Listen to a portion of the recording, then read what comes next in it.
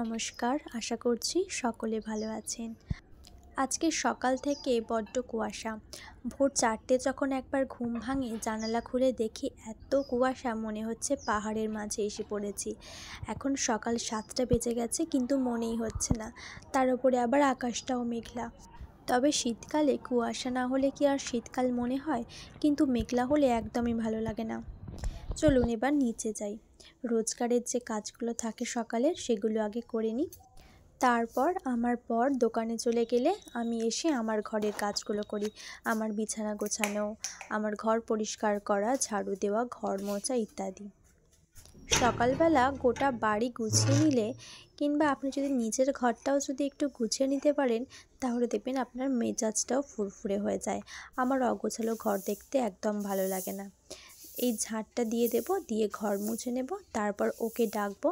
ও চা খেয়ে দোকান যায়, টিফিন করে যায় না, সেখানে গিয়ে টিফিন করে।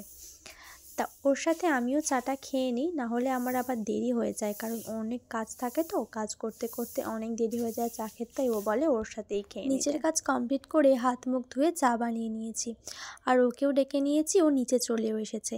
এবার দুজনে চাটা খেয়ে নেব।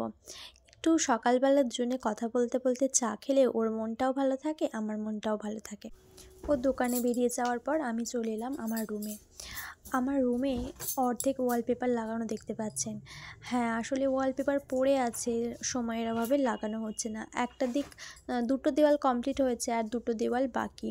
এগুলো একা একা তো হয় না, দুজনে মিলে করতে হয়। আর শীতকালের জন্য ওর দোকান থেকে আসতে এত দেরি হয়ে যায় যে আর ভালো লাগে না। একে তো বেলা ছোট। প্রথমেই বিছানার চাদরটা চেঞ্জ করে নিলাম, এবার আস্তে আস্তে পুরো ঘরটাকে গুছিয়ে নেব। বিছানার পাশে টেবিলটা দেখলাম গোছানোই ছিল, তাই ওটার গোছাতে হয়নি আজ। সকালের কাজ অলমোস্ট কমপ্লিট হলো।